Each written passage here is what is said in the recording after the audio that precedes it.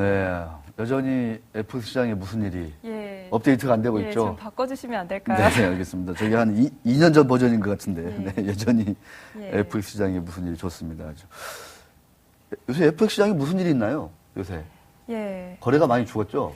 아무래도 강도 높은 규제 규제 때문에 많이 알겠습니다. 침체된 게 사실입니다. 네, 선물회사들이 상당히 그것 때문에 고전을 하고 있다고 하죠. 자, 김주영 기자, 오늘은 어떤 이야기 들고 나오셨나요? 네, 세계적으로 사회적 책임이 화두입니다. 국내에서도 각 기관장, 대표이사가 신년사에서 빠지지 않고 얘기하는 것이 바로 사회적 책임이기도 하고요. 코스피와 코스닥을 합쳐서 1,800여 개의 기업이 상장돼 있는 거래소에서 기업의 사회적 책임을 장려하기 위한 정책을 내놓는다고 하는데요. 네. 어떤 내용이 논의되고 있는지 오늘은 이 부분에 대해서 이야기를 나눠보려고 합니다. 상장사들의 그 사회적 책임을 장려하자. 보다 좀 강화하자 이런 정책이 마련된다 이런 얘기입니다. 자, 어떤 그 내용을 담은 정책들이 좀 많이 언급되고 있나요? 예, 현재 기업이 사업 보고서에 매출과 영업이익 이런 재무 사항을 알리지 않습니까? 그런데 여기에 기업의 사회적 책임 활동을 표시하도록 하는 방안을 거래소가 검토를 하고 있습니다. 그러니까 재무제표에 매출 이익뿐만 아니라 여러 상장사가 어떤 사회 책임을 다했냐 이런 것들 적도록. 저희가 아까 계속 재무사항 이런 걸 봤잖아요. 공시를 통해 볼 수 있는데 사회활동도 앞으로는 공시를 통해서 볼 수 있게 하는 것이 어떠냐 이런 얘기가 오가고 있다고 합니다. 그렇군요.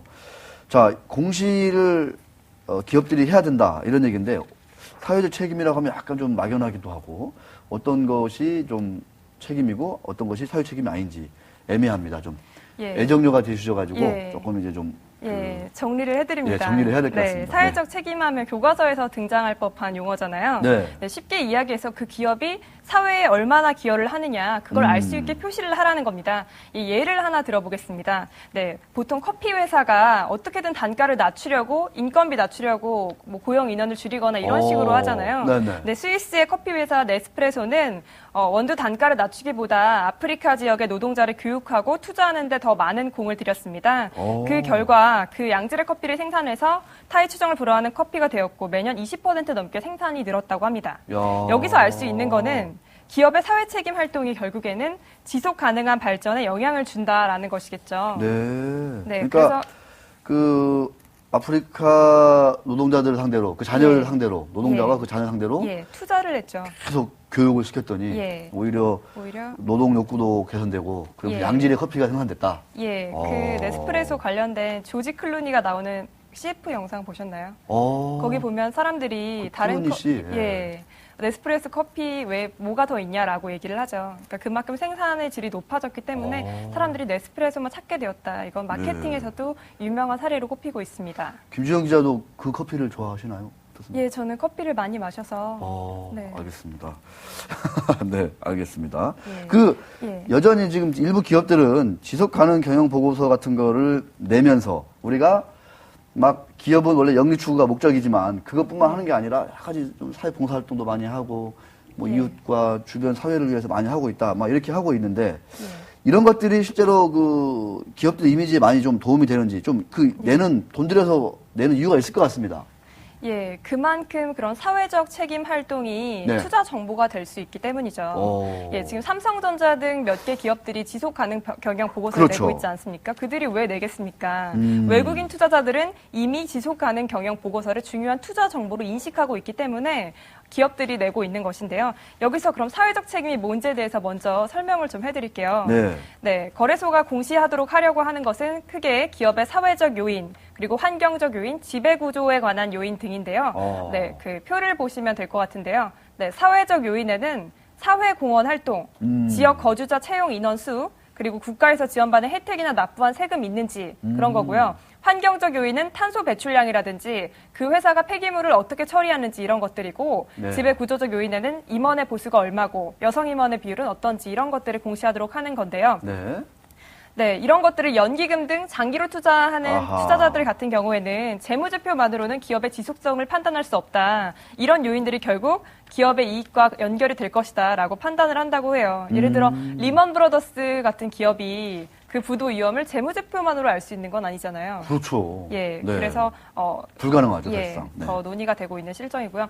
네, 국내에서 지속 가능 경영 보고서는 지난 2003년부터 발간이 됐는데요. 지난 2007년 이후에 1년에 20곳 정도가 신규 보고서를 내고 있고요. 지금까지는 165곳이 한 번 이상 보고서를 냈습니다. 아, 근데 굳이 또 공시를 하자 이렇게 나서는 이유는 그만큼 또 안 돼 있기 때문에 그런 건가요? 어떻습니까? 네. 아직까지 보고서를 발간하는 기업이 많지가 않습니다. 아까 말씀드렸다시피 상장사만 1,800여 곳인데 1년에 20곳이 지속 가능 경영 보고서를 낸다고 해요. 외국에 비해선 미미한 실정이죠. 이에 따라서 좀 활성화시키자는 게 내용인데요. 또 투자자가 기업의 사회적 책임 활동을 좀 신뢰할 수 있도록 제도권 안에서 좀 틀을 만들자라는 게 논의되고 있습니다. 네. 예, 현재까지 기업들의 참여가 이렇게 미미한 원인은 무엇일까 한번 살펴봤는데요. 이렇게 돈 들여서 보고서를 내도 결국에 효과가 없다고 생각하면 재미가 어허. 없거든요.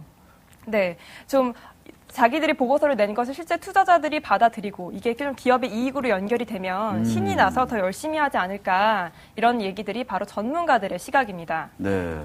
네. 그 전문가 의견은 따로 들을 필요가 없나요? 어떻습니까? 예, 전문가 의견도 들어야 하는데요. 네. 네, 여기에 대해서 네.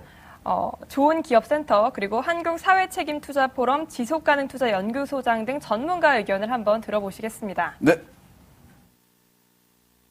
실제로 국내 큰 대기업 중에 한 곳은 아직까지 노조가 만들어져 있지 않고, 그러나 이제 국제적 기준에 보면 노조를 만들고 노조의 활동을 보장하는 것은 아주 기본적인 사회적 책임의 하나라고 인식이 되어 있습니다. 그래서 그 노조를 왜 만들고 있지 않는지에 관한 적절한 설명과 그리고 그것에 대한 앞으로의 계획이 필요하고요.